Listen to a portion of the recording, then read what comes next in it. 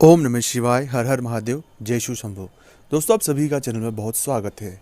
आपकी बुद्धि किस व्यक्ति ने बांध दी है? आपका किसी काम को करने में मन नहीं लगता, आपका दिमाग कुछ भी चीज़ें सोच नहीं पा रहा है, बस वो एक ही जगह, एक ही नकारात्मकता में बहुत डूबा हुआ है।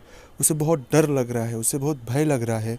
मन किसी भी काम को करने में बिल्कुल भी नहीं लग रहा है। हम थोड़ा तो कोशिश कर रहे हैं, एकदम हम शून्य हो चुके हैं। जो चीज़ें बहुत बेहतर लगती थी अब वो ख़राब लगने लगी है। ऐसा लगता है कि किसी चीज़ से हमारा मन उठ गया है, कुछ नकारात्मक, कुछ बुरा हमारे दिमाग में चल रहा है। तो बुद्धि अगर किसी व्यक्ति ने बांध दी है, या हमारी बुद्धि जब काम नहीं कर रही है, हम जो निर्णय ले रहे हैं वो निर्णय सही नहीं हो रहे हैं, हम गलत डिसीजनों की ओर जा रहे हैं, हम गलत तरीकों की तरफ जा रहे हैं, हमारा जीवन पूरी तरह से गलत ट्रैक पे जा चुका है, तब ये मन में प्रश्न उठता है कि कहीं किसी व्यक्ति ने हमारी बुद्धि बांध तो नहीं दी है।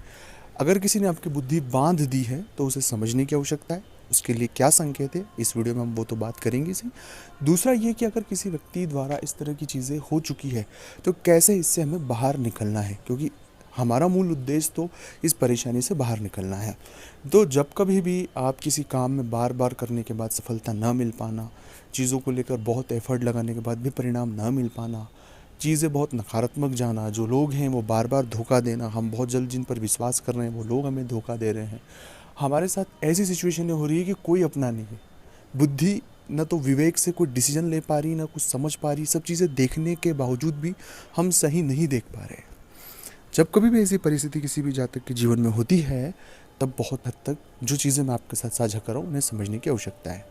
इस तरह की परिस्थिति में बहुत सारे ग्रहों का हाथ होता है, हम किसी भी एक ग्रह को इंडिकेट नहीं कर सकते। खासकर मन की स्थिति के लिए चंद्र वो घटता बढ़ता है। अगर आपकी कुंडली में चंद्र बहुत ही ज़्यादा डाउन में है तो उस वजह से ये मन की स्थिति बार बार होती है। कई बार शनि, राहु और शुक्र की जो नकारात्मक युति अगर हो जाती है तो उस वजह से भी इस तरह की जो परिणाम हमारे जीवन में दिखाई देते हैं। खैर, ये आप अपनी निजी कुंडली की बात है, आपकी व्यक्तिगत कुंडली की बात है। पर अगर ऐसी परिस्थितियाँ आपके साथ हैं और आप इससे बाहर निकलना चाहते हैं तो कुछ तरीके आपके साथ साझा मैं कर रहा हूँ, उन्हें बहुत बारीकी से आप समझ लें। आपसे एक निवेदन है कि अभी तक आपने चैनल को सब्सक्राइब नहीं किया तो प्लीज़ आप सब्सक्राइब करें। कमेंट्स में भोलेनाथ का नाम लिखें। अगर आप चाहते हैं अपनी कुंडली का विश्लेषण हमसे करवाना, मतलब इस तरह की स्थिति अगर आपके साथ है तो आप एक बार हमसे कंसल्ट भी कर सकते हो। उसका फीस और शुल्क लागू है दोस्तों। जो आप हमसे आपकी मदद हो पाएगी ज़रूर आपकी करेंगे। ऐसी परिस्थिति है तो आपको 2-4 चीज़ों पर फोकस करना है। सबसे पहली बात है, 2 से 3 घंटे आपको मौन रहना, मौन व्रत शुरू करना होगा। मौन व्रत करने का तरीका ऐसा है कि आप अपने शांत होकर अपने गुरु मंत्र का जप करें। नहीं है गुरु मंत्र तो नमः शिवाय, नमः शिवाय, नमः शिवाय का मन में जाप करें और पूरा ध्यान अपने नमः शिवाय के जप पर होना चाहिए। इस तरह की परिस्थिति जब आप 7 दिन तक करेंगे तो 8वें दिन से आपको बहुत सारी चीज़ें खुद को स्वतः ही समझ आएगी। दूसरा प्रयोग आपको ये करना है कि आप बजरंग बाण का पाठ करें, क्योंकि कहीं ना कहीं हमारे इर्द गिर्द एक नकारात्मक ऊर्जा हमने खुद ने क्रिएट करके रखी है। जब हमें सफलता नहीं मिलती तो हम खुद बहुत नेगेटिव हो जाती।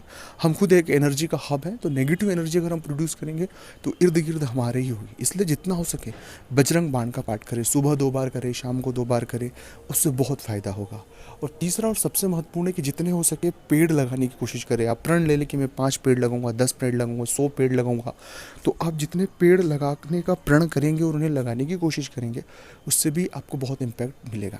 चौथा प्रयोग यह भी महत्वपूर्ण है कि जो दिव्यांग है या उनका आश्रम हो या कोई दिव्यांग व्यक्ति हो, उनकी आप मदद करें। और रही बात बुद्धि, आपकी कोई व्यक्ति बुद्धि नहीं बांध सकता। हम केवल हमारी परेशानियों में बहुत उलझ जाते हैं।